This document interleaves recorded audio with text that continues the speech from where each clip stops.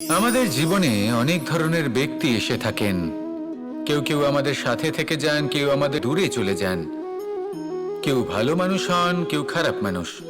কিন্তু আমরা সবসময় সেই সময়টাকে নিয়ে দুঃখ প্রকাশ করি যখন আমাদের জীবনে কোনো খারাপ ব্যক্তি প্রবেশ করেন। তারা আমাদের খারাপ অনুভূতি দেন, দুঃখ দেন, কষ্ট দেন। আমরা সবাই তাকে ভালো মন্দ কথা বলি। কিন্তু কেন? এমন বিভিন্ন ধরনের মানুষ, খারাপ মানুষ, ভালো মানুষ সবার জীবনেই আসেন এবং সকলকেই একটা অমূল্য শিক্ষা দান করে যান। এবার আপনি নিজেই ভেবে দেখুন, জীবনে যখন প্রথমবার আপনি আগুন স্পর্শ করেছিলেন তখন আপনি একটা শিক্ষা লাভ করেছিলেন যে আমাকে আগুনের থেকে একটু দূরে থাকতে হবে। তারপর আস্তে আস্তে আপনি শিখলেন যে কিভাবে এই আগুনকে নিয়ন্ত্রণে রাখতে হবে।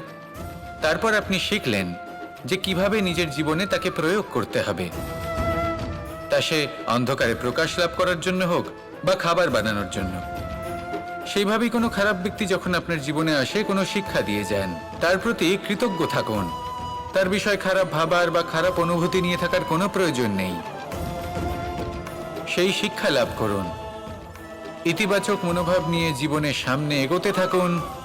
কেউ নেই যিনি আপনাকে বাধা দিতে পারেন। আসুন আমার সাথে ভালোবেসে বলুন, রাধা রাধা।